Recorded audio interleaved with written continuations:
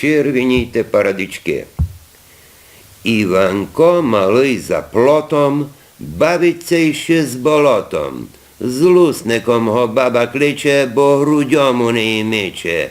Нич не слуха діда з бабou, на нашкулю кличе жабou, мачку пітята мордує, не узоветься, як чує, коли кличуть його їсти, не примусиш го присісти.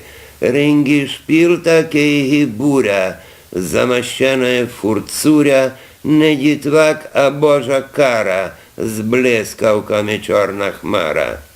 Уже читать і рахує, капчать нараз, що учує, палець в рот му не кладе, приповісти хоть пади. Чув ож ганьба то лати, кулько раз казала мати, як од ганьби червінівуть, провалитися волівуть попут землю, вать пут ділі, знавуть червініти смілі.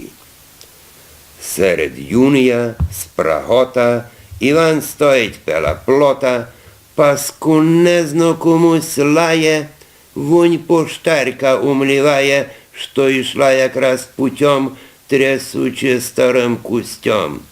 Іванко в парадичках марює у грядках, згуйкала на дітвака, се показія така, чом так лаєш, се гріх.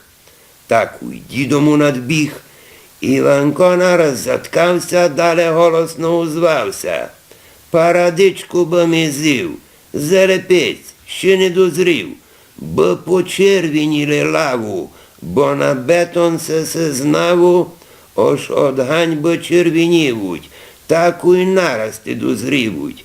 Мамка так мені казали, вони нігда не брехали. Що на се тому повіш?